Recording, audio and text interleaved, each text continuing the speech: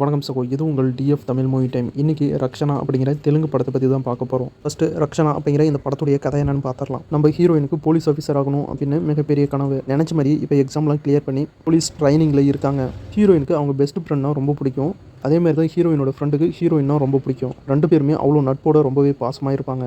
ஒரு நாள் திடீர்னு ஹீரோயினோட ஃப்ரெண்டு சூசைட் பண்ணி இறந்து போகிறாங்க. ரொம்பவே சந்தோஷமாக இருந்த தன்னுடைய ஃப்ரெண்டு எதனால் திடீர்னு சூசைட் பண்ணி இறந்து போனா அப்படின்னு ஹீரோயினுக்கு அவங்களுடைய ஃப்ரெண்டு டெத்தில் சந்தேகம் இருக்குது. போலீஸ் இந்த கேஸை விசாரிக்கிறாங்க. விசாரிச்சுட்டு இது ஒரு சூசைட் கேஸ் அப்படின்னு கேஸை முடிச்சிடுறாங்க.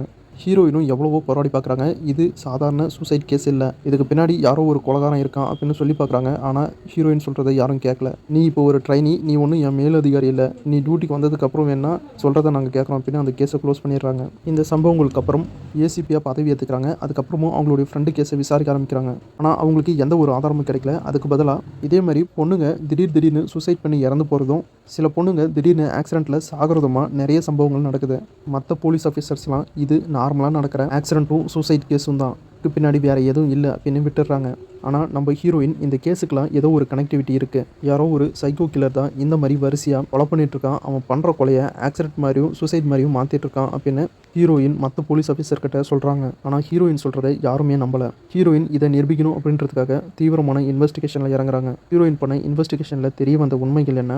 உண்மையிலே ஒரு சீரியல் கில்லர் தான் இந்த கொலைகளை பண்ணிவிட்டு அதை ஆக்சிடென்ட் மாதிரியும் சூசைட் மாதிரியும் மாற்றுறானா? உண்மையிலே சைக்கோ கில்லர் அப்படின்னு ஒருத்தன் இருக்கானா? அப்படி இருந்தால் அந்த சைக்கோ கில்லர் யார்? அவன் எதுக்காக இந்த மாதிரி வித்தியாசமான முறையில் கொலைகளை பண்ணிகிட்ருக்கான்? இந்த சீரியல் கில்லர் தான் ஹீரோயினுடைய ஃப்ரெண்டையும் கொலை பண்ணியிருப்பானா? சைக்கோ கில்லர் உண்மையாக இருந்தால் நம்ம ஹீரோயின் இன்வெஸ்டிகேஷன் பண்ணி அவனை கண்டுபிடிச்சாங்களா, இல்லை இது எல்லாமே நம்ம ஹீரோயினுடைய கற்பனையா? அப்படிங்கிற இந்த எல்லா கேள்விக்கான பதிலையும் இந்த படத்தை பார்த்து நீங்களே தெரிஞ்சுக்கங்க.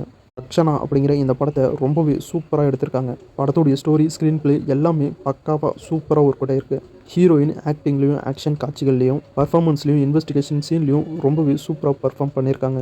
படத்தில் எதிர்பாராத ட்விஸ்ட், யார் அந்த சீரியல் கில்லராக இருப்பான் அப்படின்னு சஸ்பென்ஸோடு ரொம்பவே சுவாரஸ்யமாக கூட்டிகிட்டு போன சீன்லாம் வேறு லெவலில் இருந்துச்சு. இந்த படம் ஃபுல்லாகவே பெண்களுக்கு முக்கியத்துவம் கொடுக்குற மாதிரி தான் எடுத்திருக்காங்க. பெண்களுக்கு மோட்டிவேஷனலாக இருக்கிற மாதிரியும் நிறைய விஷயங்களை இந்த படத்தில் சொல்லியிருக்காங்க. சுருக்கமாக சொல்லணும்னா, சாதிக்கணும் அப்படின்னு நினைக்கிற பெண்களுக்கு மோட்டிவேஷனலாக இருக்கணும் அப்படிங்கிற மாதிரி தான் இந்த படத்தையே எடுத்திருக்காங்க. படத்தில் அந்த சீரியல் கில்லர் எதுக்காக இந்த கொலைகள்லாம் பண்ணுறான் அப்படின்னு பேக் ஸ்டோரி ஒன்று சொல்லியிருக்காங்க. அது பார்க்க சிம்பிளாக தான் இருக்கும். இதுக்காக தான் இவன் இந்த மாதிரி கொலைகள் பண்ணுறான் அப்படின்னு இப்போ எல்லாரும் ஏற்றுக்கிற அளவுக்கான ஒரு காரணத்தை தான் வச்சுருக்காங்க. டோட்டலாக ரக்ஷனா படம் எப்படி இருக்குது அப்படின்னா, ஒரு தடவை பார்க்குற மாதிரியான ஒரு டீசெண்டான ரைம் த்ரில்லர் இன்வெஸ்டிகேஷன் மூவியாக இந்த படம் ரிலீஸ் ஆகிருக்கு. இந்த படம் ஃபேமிலி ஆடியன்ஸுக்கும் பெண்களுக்கும் இந்த படம் பிடிச்ச மாதிரியான ஒரு படமாக இருக்கும். ஏன்னா இந்த படம் பெண்களுக்கு மோட்டிவேஷனலாக இருக்கணும் அப்படின்றதுனால தான் எடுத்திருக்காங்க. அதனால் கண்டிப்பாக இந்த படம் பெண்களுக்கு பிடிக்கும்.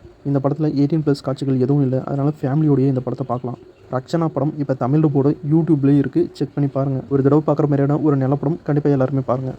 வீடியோ பிடிச்சா லைக் பண்ணுங்கள், நம்ம சேனலுக்கு தொடர்ந்து சப்போர்ட் பண்ணுங்கள், சப்ஸ்கிரைப் பண்ணுங்கள். அடுத்த வீடியோவில் இன்னும் ஒரு சூப்பரான படத்தோட மறுபடியும் உங்களை சந்திக்கிறேன். இது உங்கள் TF Tamil movie time. Thank you.